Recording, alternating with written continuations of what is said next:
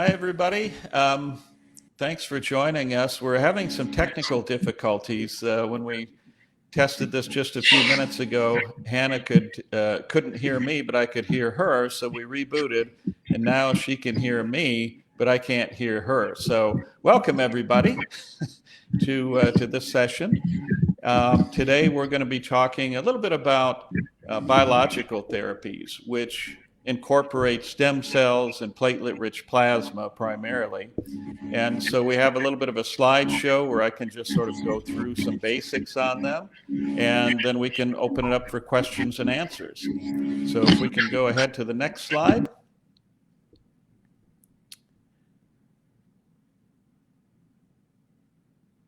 All right.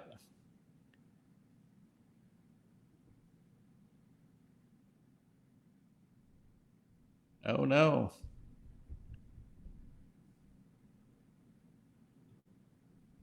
Well, I'll tell you what, if the slides aren't advancing, let me just go ahead and talk then.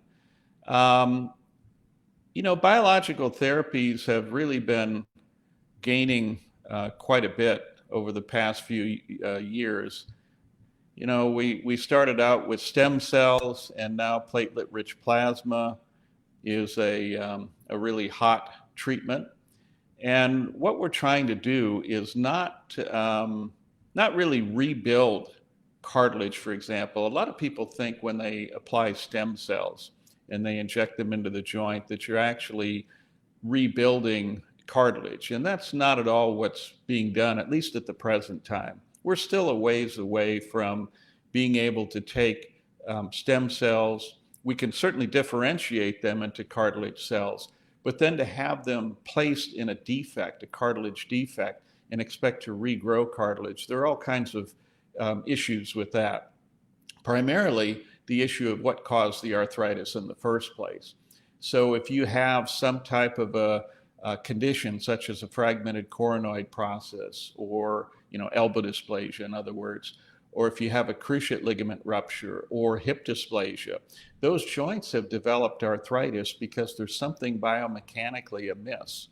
And until those biomechanics are corrected, you really can't expect to put stem cells in an area and regrow cartilage and have them survive because the original cells didn't survive in that environment.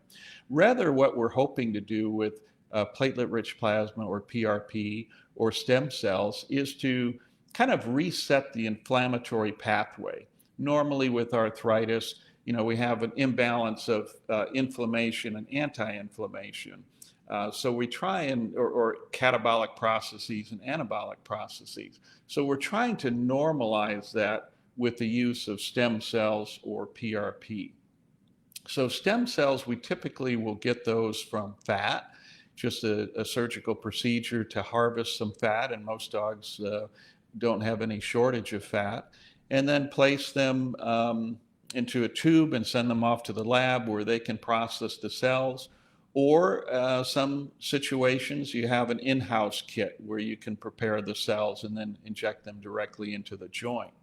On occasion, if we have multiple joints, sometimes intravascular administration of stem cells is done. We pick 2 or 3 of the worst joints and inject directly into those joints, and then perhaps the rest will do an IV dose.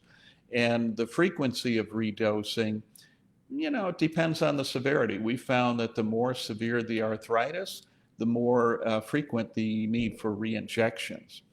And it may be with the severe case of arthritis, I've had to do monthly injections, but on occasion, we're able to go 1 injection every 6 to 12 months, something like that.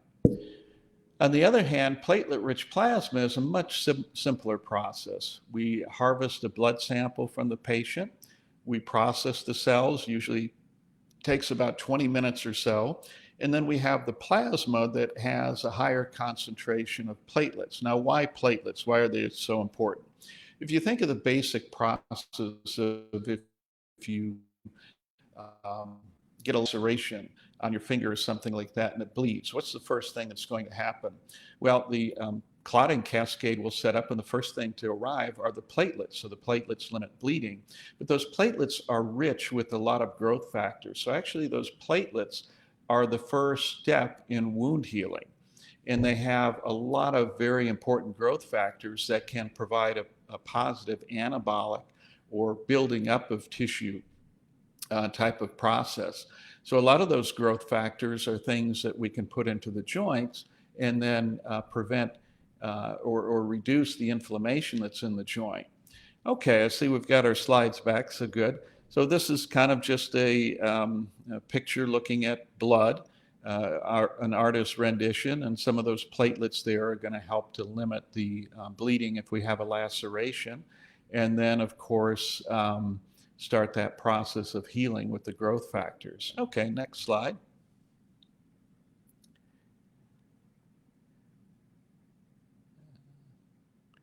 Okay, so this is just an example of a study that was done in people with knee arthritis. Okay, so we'll go back here and look at some of the components. These are some of the growth factors that exist in platelet-rich plasma. Certainly platelet-derived growth factor, but transforming growth factor beta. Insulin-like growth factor is one of the main growth factors that's important for cartilage health and development. So all of these things are packed in these little granules, and when you inject the PRP into a joint, these granules kind of explode and all these growth factors go out and help with the management of inflammation. All right, next slide.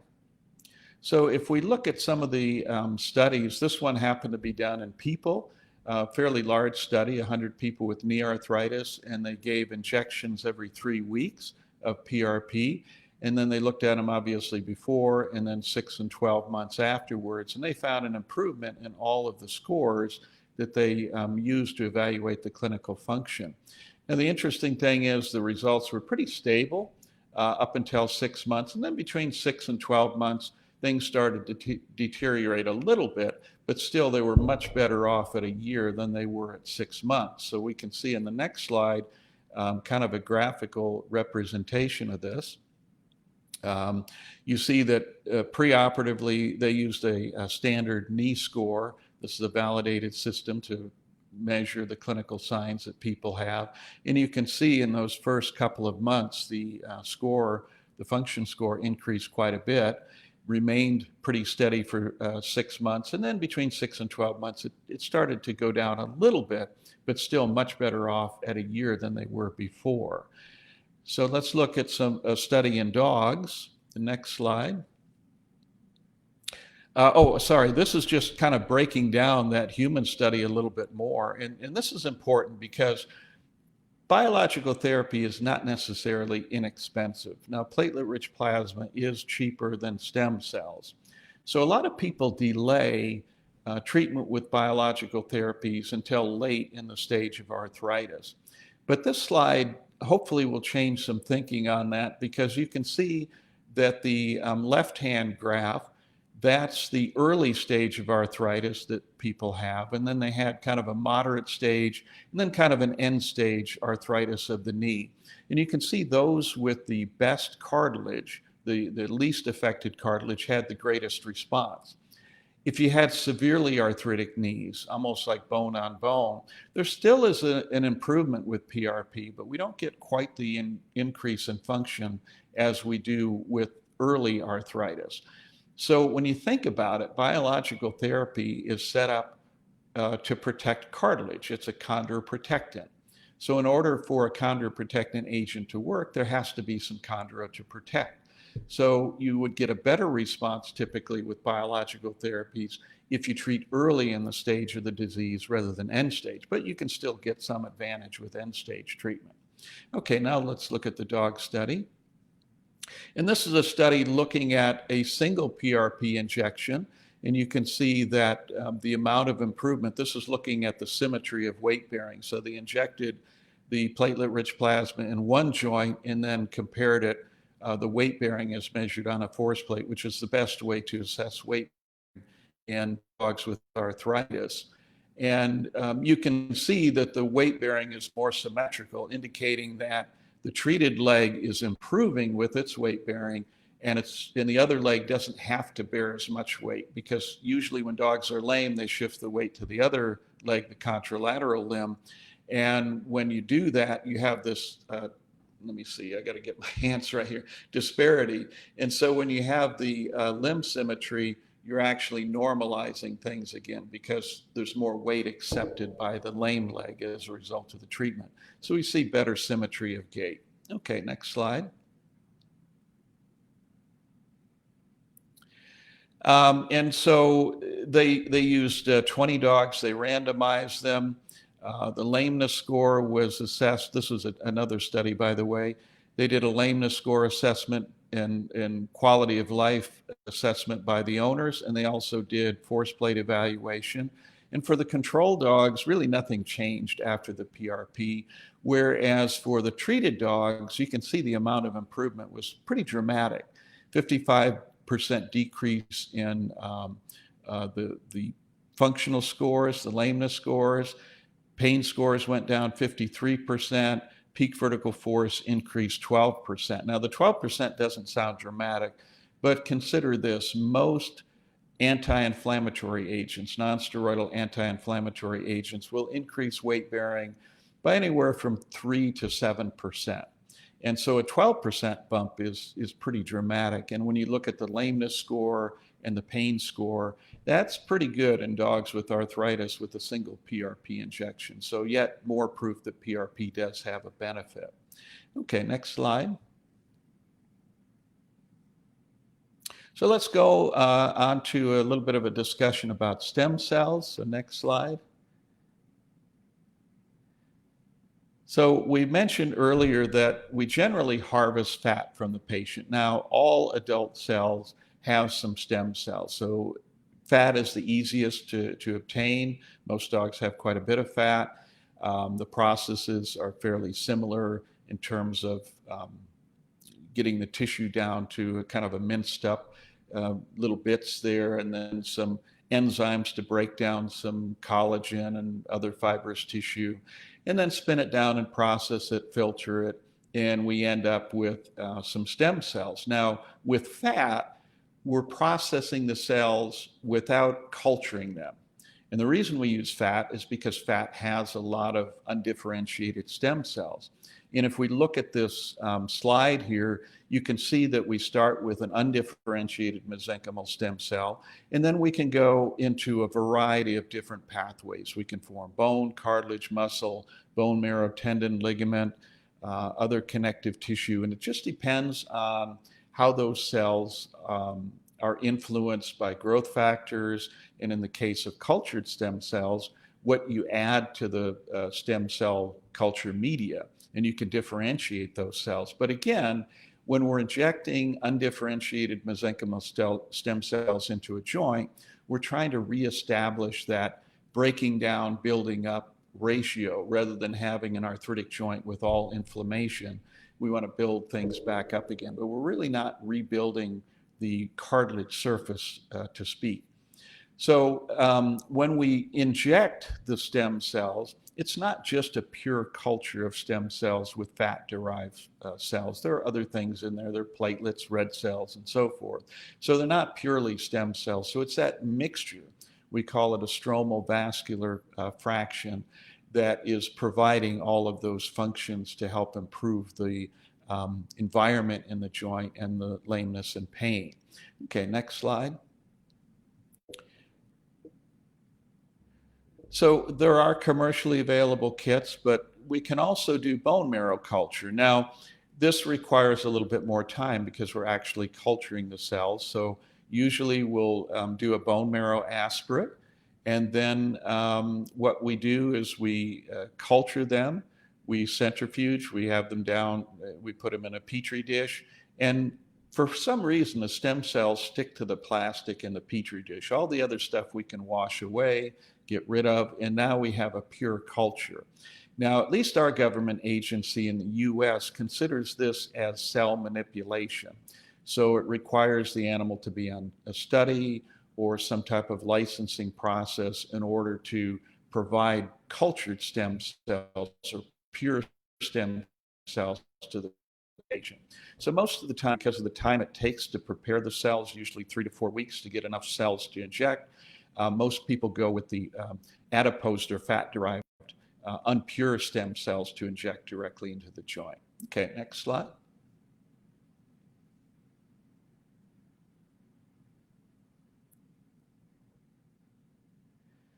So with the adipose-derived stem cells, there's commercially available kits. We can send the fat off to the lab. They process it, send it back within 48 hours, and we inject it into the joint. Or we prepare the cells on site using a specific kit. It takes about 4 to 6 hours usually, and then we can get the injections done that day. So again, we're trying to reset the inflammatory pathways. Okay, next. So if we just look at a couple of studies that have been done in dogs, this was a study done in dogs with hip dysplasia, and you can see compared to a non-treated control group, pretty much all the parameters improved with stem cells. Lameness, pain on palpation, global assessment scores, all were quite significantly better than the dogs that were in the untreated controls. Next slide.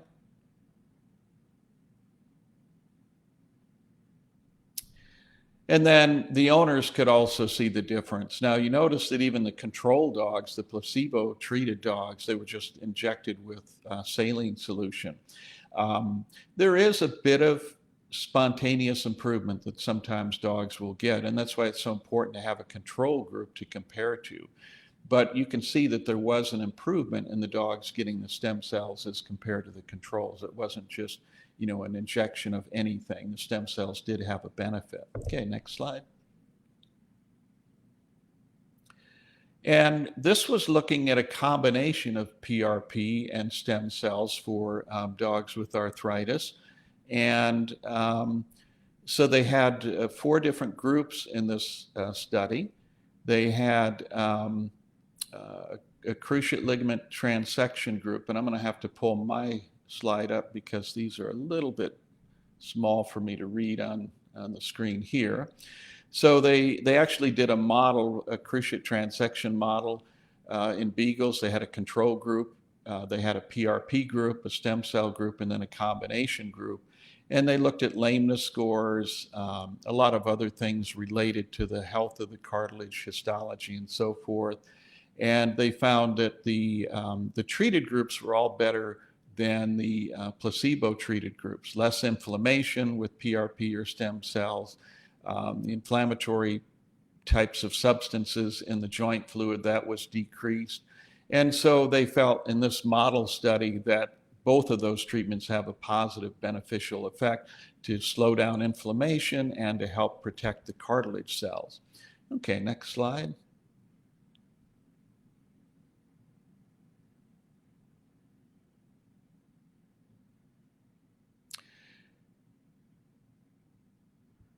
So this other study, they actually used clinical patients that had hip arthritis, hip dysplasia in other words.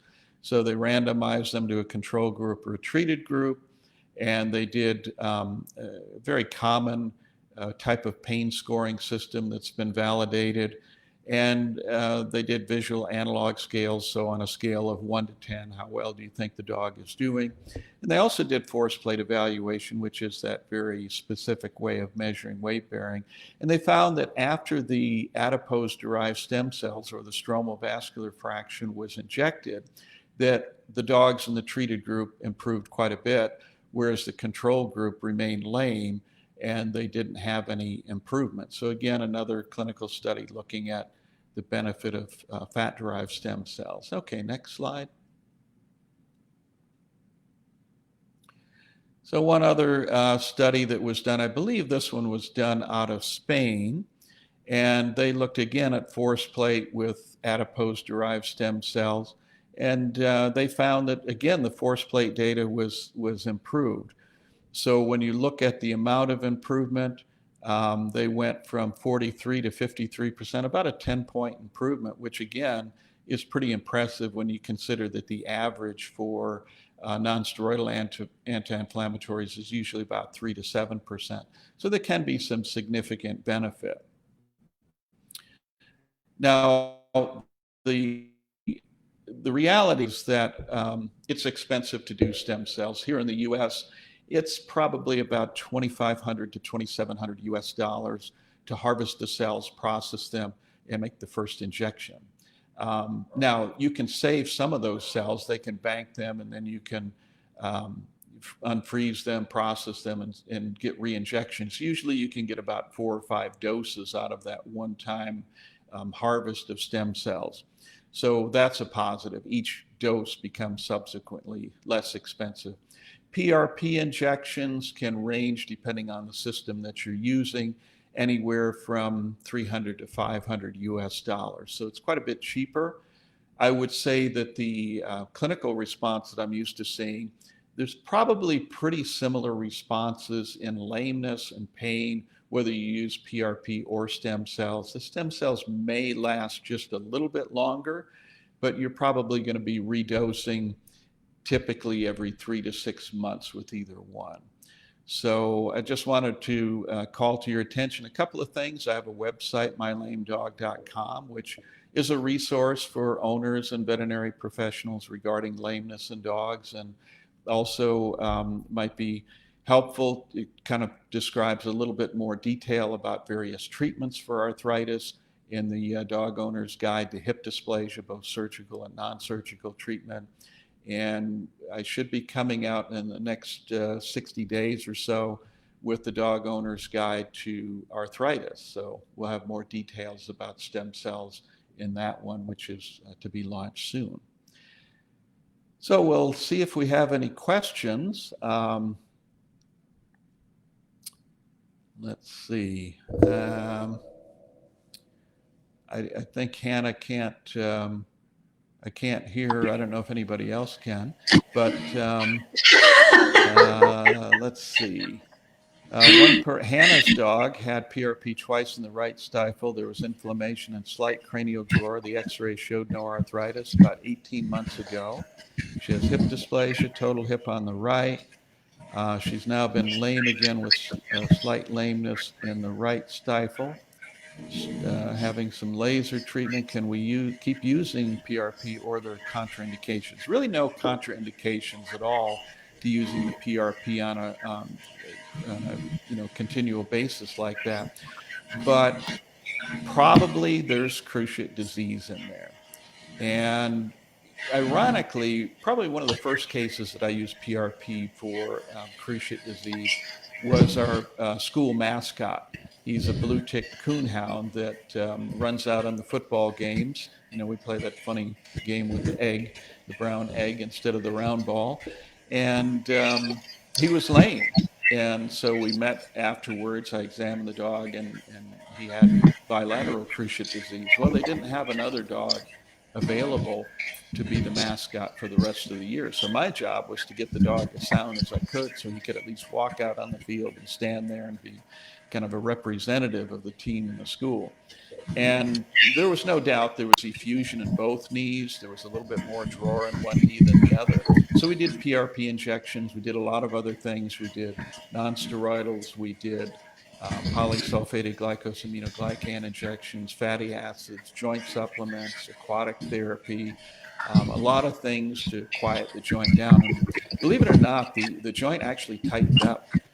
The drawer went away, the effusion went away, and we thought, wow, this is great stuff. And that lasted for about probably close to a year. And eventually the knee did go ahead and rupture.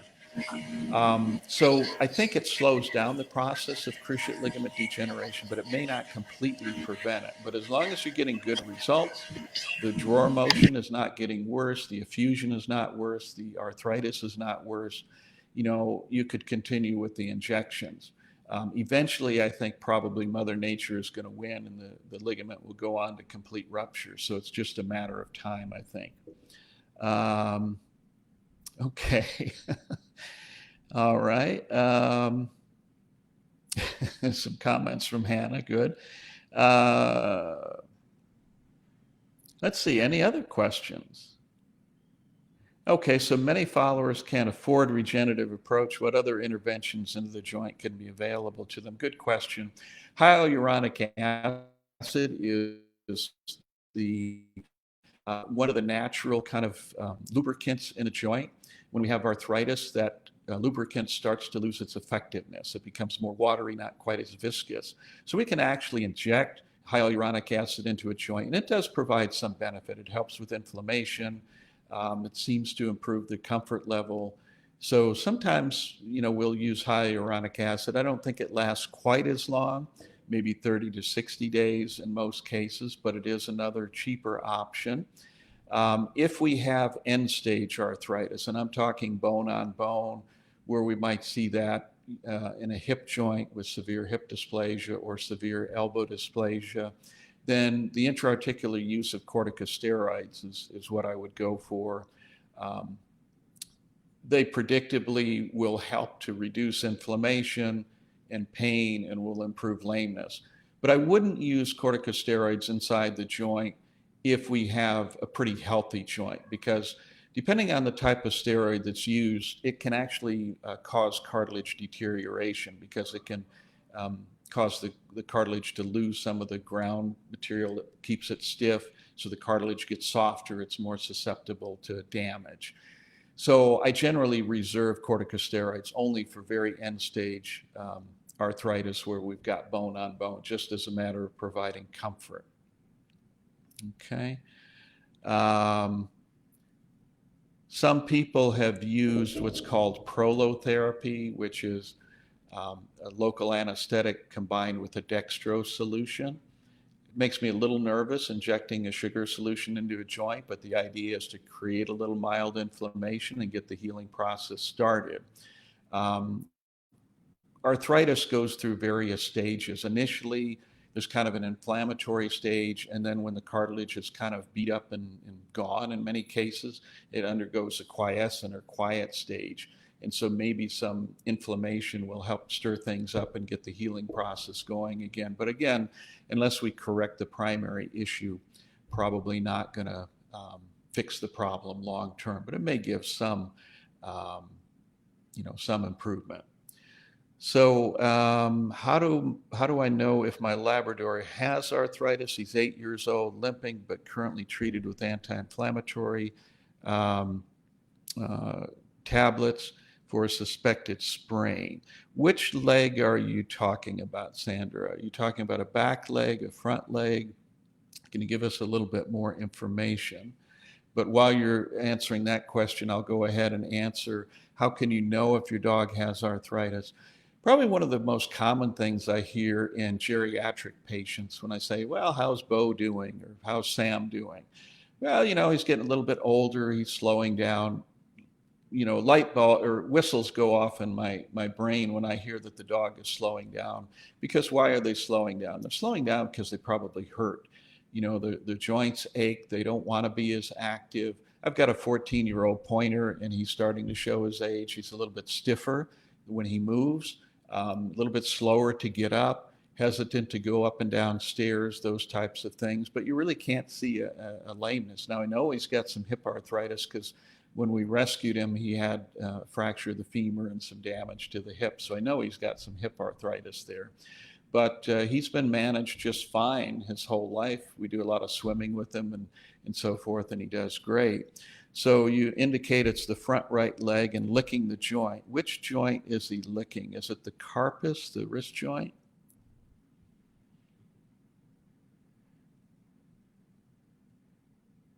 One of the other things that we do unfortunately have to be aware of is that dogs that are older, especially larger dogs, licking of the joint like the distal radius. So if I have... I'm trying to get my hand right here. So if I've got my dog's wrist joint here and I've got the paw, a lot of dogs will develop bone cancer in this region, the distal radius. So if it's something fairly new and there's some swelling in that area of the bone more so than the joint, then I think that should be x-rayed. The wrist joint, yeah, okay. So it could be arthritis of the wrist. That's fairly common. If the dog is standing with the wrist kind of in a really broken down, instead of just a normal type standing angle like this, if they're really broken down, it's probably probably some damage to the structures that help support the wrist joint. So if there's a lot of breakdown of that wrist, then probably needs surgery to help that or some type of an orthotic. If an x-ray shows arthritis, then I would treat it with anti-inflammatories and weight loss, things like that. Um, yeah, so I think you do need to have a diagnosis of arthritis before you go injecting stem cells.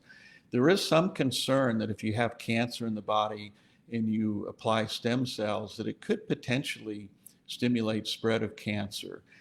I had one case that I did stem cells on. This was several years ago, and the veterinarian called me back about 6 months later and said, any chance that the stem cells could have caused cancer? And I said, well, what's going on? And he says, well, the dog has leukemia now, which is pretty uncommon in dogs to get leukemia.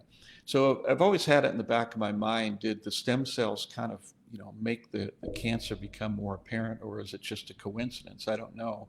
There's not been any documented proof that treating with stem cells causes cancer, but there are a few cases like that I've heard about and read about where there is some concern. So I would say get a diagnosis first before just blatantly treating with stem cells.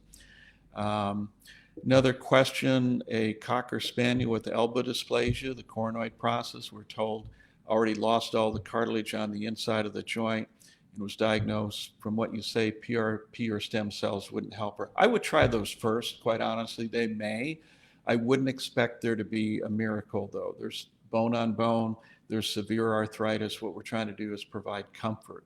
So I would use a multimodal approach of which stem cells and or PRP can provide that, but I would also treat with all the other standard things: weight loss, anti-inflammatory medication, um, omega-3 fatty acids, glucosamine chondroitin, polysulfated glycosaminoglycan injections, such as cartrophin or Adequan, limited activity, not totally limited, but at least